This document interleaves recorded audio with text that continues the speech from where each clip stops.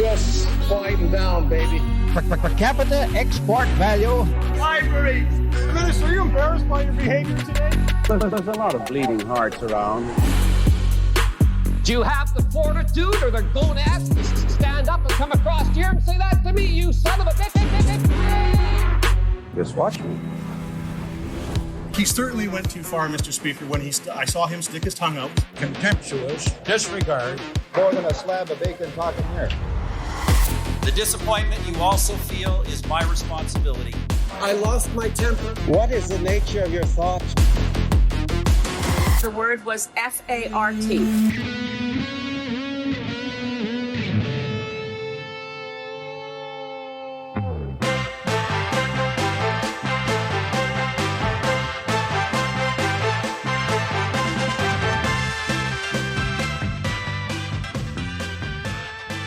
My name is Jesse Harley, and I am a dim-witted average Canadian being dragged here against my will by Reese Waters. I'm Reese Waters. I am a new arrival to Canada, and I am really interested in learning about the domestic politics of Canada, and I want to learn through teaching Jesse, which Oh, God. it's going to be a battle, I really don't want to learn this shit.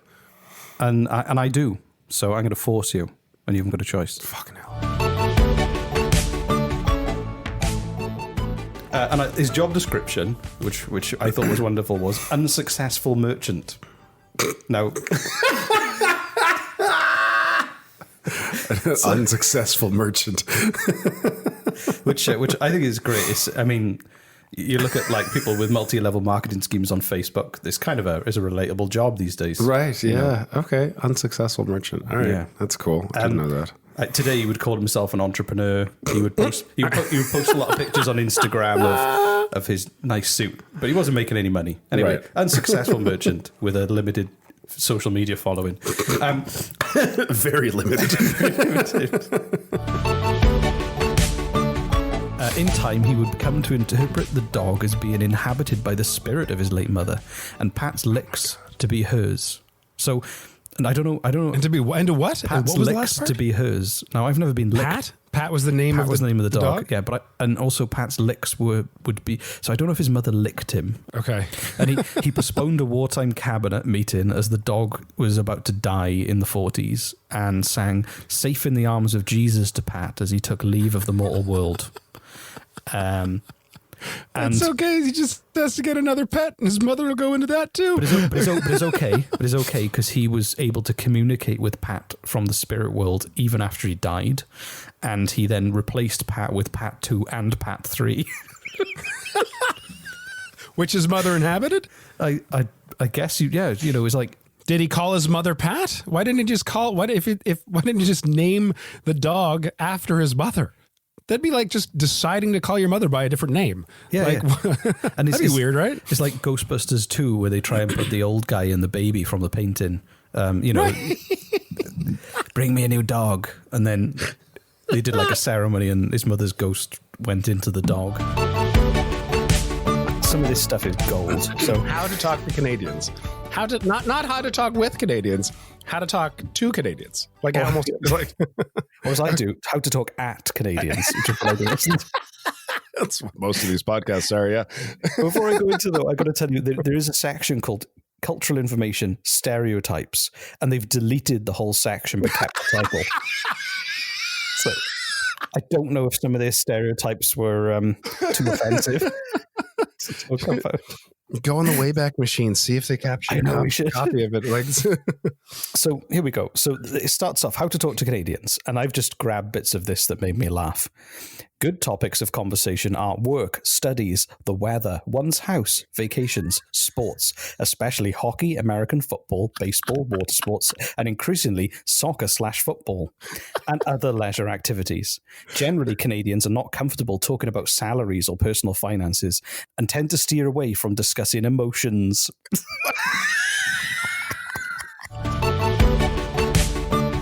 And it'll give you an idea. Open it right now. Open it up and describe what you can see in that picture. It's kind of the pre-fight lineup. Okay. Oh my God. Okay. So can you describe what you're looking at. Yeah, so it's the standoff between both of the boxers before the match, as you have like picture WWE when they're screaming at each other's faces, and one guy was in between them with a microphone. And we've got one guy on the right with crazy tattoos like on his arm, and he's got a bandana, and he's doing this like he's pointing his fingers at his eyes like I see you sort of thing, you're mine. And he's wearing a Speedo, like a tight Speedo, and he's got long, unkempt hair. And then to the other side of the guy with the microphone, who's not paying attention to either one of them, by the way, his fingers pointing out like he's trying to remember his next line. The other side is Justin Trudeau, a shirtless Justin Trudeau in boxing shorts, who is in fairly good shape, and he's just staring off into the distance like he's daydreaming about pie. Just not concerned about what's currently happening in the present moment in the slightest. Like, just I wonder what's going to be for dinner later on. Like, or is that MacDonald's special over later? I should drive by McDonald's and see later. Like, just completely oblivious to what's currently happening. So you can see why this is an amazing piece of political theatre. You've got a Conservative senator who is obviously, into physical activity and sports and staying in good shape versus the kind of quintessential Liberal MP who's in touch with his feelings and not afraid to cry in front of strangers. So this is like a wet dream for tabloid newspapers. Right, of course. The mob then, they smashed the windows, they rushed up the stairs to the front door, and the police had to retreat and had to kind of form a human barricade inside the building. And they tore through the offices of the building and the basement. They were destroying things. They were ripping up books. I don't know why they were ripping up books in the library. I don't know what the books did to them. Yeah, that's a little weird. They carried a piano into the nearby park and smashed it to pieces. Hold on, what? I know. What? They were just... No, what? Moving a piano is not easy. But so why move it? Why not just smash it where it is? I don't know. I guess maybe the crowd needed something to, like, have you seen the film Office Space where they smash up the printer? Yeah. Maybe it was like that. Maybe they were like, well, they couldn't smash it in the office. They'd get fired. But this is an angry mob rushing. Like, what was the thought process of this? We smash the piano. No, not here. No. Jesus, come on, tact, fellas. So how did they report back? Like, so when you told people there were wolves and then made wolf noises, what was the result? Well, they believe they're wolves. Fucking fascinating. Write that down. Really? This is where our military's at these days? Do you know what I think they were doing, though? I think they were probably watching social media to see if people were going, holy shit, the wolves are outside my house. I would do the same fucking... Are you kidding me? I want to do this now. Can you and I go to the Annapolis Valley and just drop off a bunch of flyers, saying, I don't know, pick an animal. Beavers. Pick a dangerous animal. A giraffe. A giraffe. Yeah. I mean, I don't know the noise a giraffe makes. Okay. So...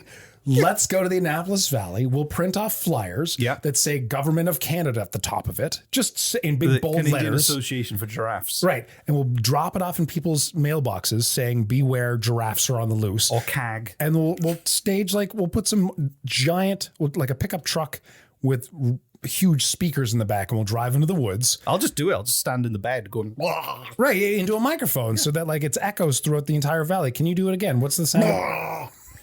You've clearly visited. I got to be careful. Many We'll giraffes. have some rutting giraffes outside otherwise. But the thing is that if someone here is a mixer of music, can they please take Reese's various giraffe noises and mix it into a nice rap or a techno? Can you give us another giraffe?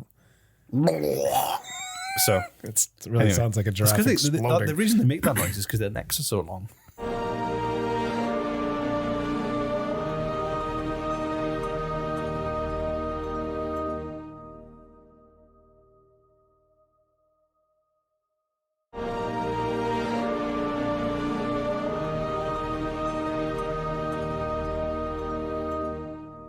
Oh, this is recently? Yeah, this was very recently. This was during a COVID thing.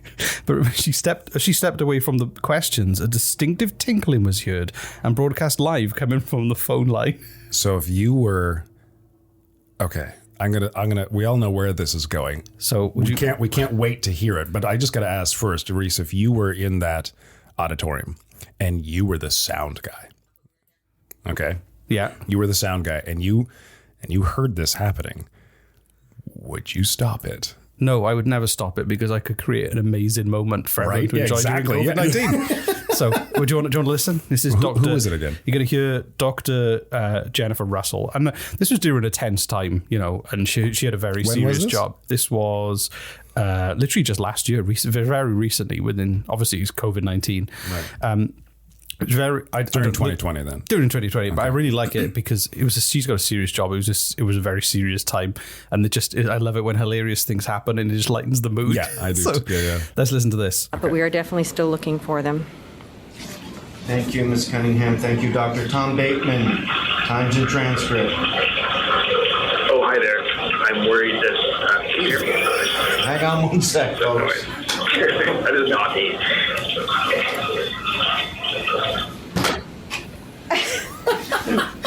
Everybody, please mute your microphones. Tom Bateman. Good. No.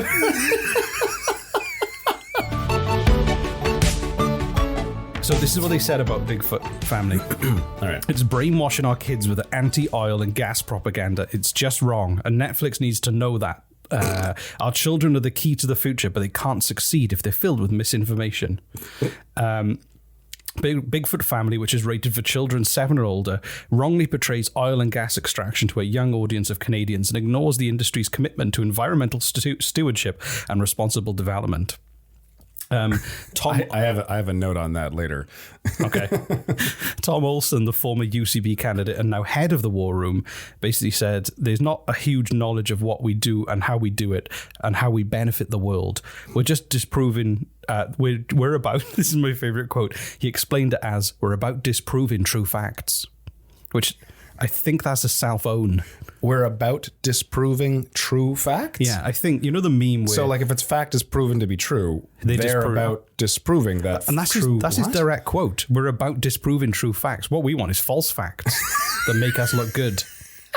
I mean, that's kind of what he just said. Like, the meme where the person's riding a bike and they shove a stick in the front wheel? No, basically, he did that. The election has been called. The election has been called. Things are about to kick off. Aaron O'Toole. To the journalists in the room. Justin Trudeau. This pandemic.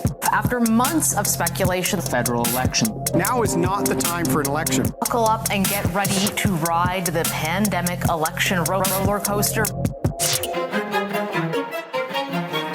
I have an election erection. I do have... I don't. I just wanted to play along. I just said it, and then like as soon as I was saying, I'm like, It was a pretty pre-royal joke on my part. I do apologise. I basically said the word erection because it sounds a bit like election. It wasn't clever comedy, I'll admit.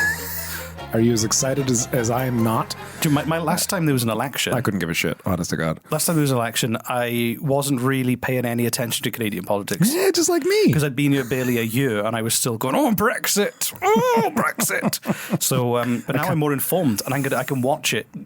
Haven't been informed by over 100 episodes of making a podcast about Canadian politics. I and you can too. Informed, but I still don't care, honest to God. But we've got a big plan for the election. We are going to cover it and talk about it. But the big question... Tell us about this plan. The question is... you've talked about... you don't know about this. I don't. But I've got a plan. I know you've got a plan, but I don't know what the plan is. And who will Jesse vote for? That's what it's called. Oh. And if you have to make this public by the end of this... You don't have to tell us at the end, but what I want to do is every episode we're going to talk... I mean, it'd be really disappointing if I didn't, I guess. But just going to pressurize 10 episodes of pressuring Jesse into who's he going to vote for, and then by the end, I'm not telling you, goodbye. And that's that'd be quite funny. That would be funny.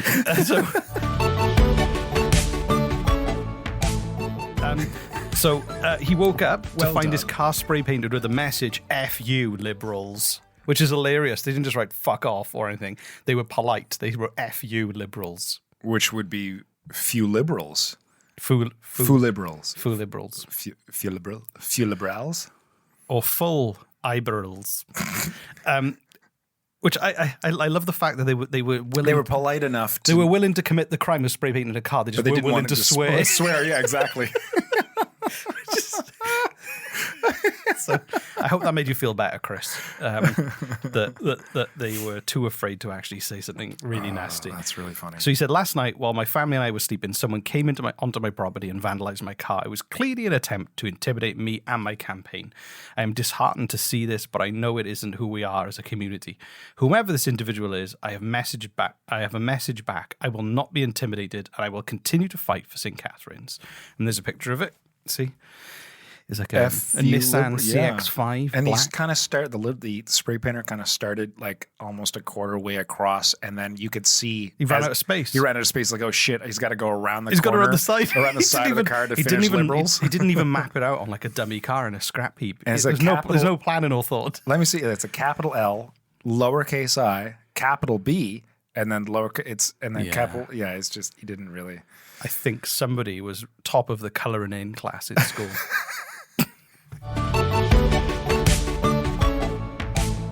The first round is called Stats, Data, and Other Fun. Oh, God. Okay. So, yeah, you really know how to bring in a crowd, Reese. That's great. Hands up who likes statistics. Stats and data. Hands up who likes statistics. We like Really? numbers. Yes. We like Really, numbers. guys? Yay! Really? Bunch Okay. of nerds. Love it. So, whoever has the closest guess is going to win this. So you got to. As of July 2020, Statistics Canada estimated the population of Halifax was. As of what? July 2020. HRM or Halifax proper? HRM. 457,000 people. 438. Nice. That's. Can we say 38.5? That's really close, so now I've got to work it out. Nice. Who said 457? That was us. Team Glottal Stop. Team Glottal Stop. There we go. I'm going to put G. There we go. Okay, so. What's the answer? The answer is. I'm new to quiz mastering. 448,544 people. What is it? 448,544 people. And we would have won Price is Right rules. Yeah, no, what did we say? Yeah, Price is Right. You said 457,000, so that was pretty close. Yeah. And you said 438,000. Did I do that wrong? 438.5. Does anyone know? Who won, man? Does anyone know No, I mathematics? think they won. They just took that. They're within. I don't want the owl. They win. Okay, cool. Does anyone have a pocket That was just the calculator? first question. There are more. It wasn't sudden. You just want to death. do like rock, paper, scissors for the winner on that one? Ready? Nice. Hey, Glottal Slop is. Rabbit. Glottal Slop? We'll get him back. Okay. Glottal Slop? Get it back. Glottal Stop? Glottal stop? Glottal Stop. Okay, Glottals. cool. Yeah. So, Do you want to change your name again? No, I like it. Municipals are in the lead. Okay, so Municipals. Actually, 90, can I 90's like. can I get him on our show right now? He's upstairs. I'll just bring the laptop. Go on, go on. This isn't how we usually do things, but I guess it's not every day you turn 90. Right, exactly. Okay, hold on. Let me see if I can.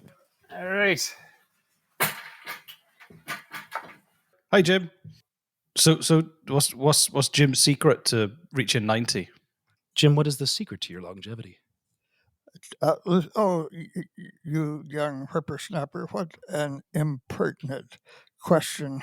But all right, I shall reveal to the world the secret of my God, I'm getting older by the minute. It is essentially doing nothing. If you do nothing, young man, it is unlikely that anything untoward will befall you. Sit in a chair. Keep your feet up so nobody steps on them. Ward off all visitors who might be carrying not so much dangerous viruses as dangerous ideas, because you want your mind to be absolutely placid. Sleep, sleep, sleep. Wake infrequently, and when you do, try to keep your eyes closed. If you open them, you may see things, and that will disturb your utter tranquility And in this way, you have a good chance of living, if you can call it that, until your body slowly decays. Decay spreads throughout your body inevitably.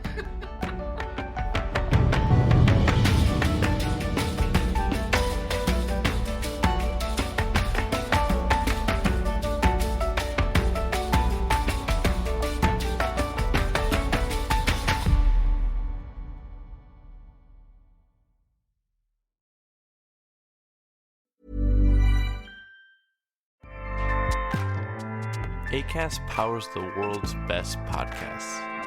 Here's a show that we recommend. Yo, what's up, everybody? Jason Portwando alongside the legendary one, Donovan Bailey. And you are running things, and we cover it all, whether it be a hard take on news, a little lighter take on music, entertainment, sports, lifestyle. We got it covered. Absolutely, man. It's always good to dig deep and to understand that there's more to us than just sports. So yes, we delve into every topic, so tune in. I'm beside a living legend. I'm loving life and living large. Like us, subscribe, follow, do what you got to do. Donovan Bailey, running things. Acast helps creators launch, grow, and monetize their podcasts everywhere. Acast.com.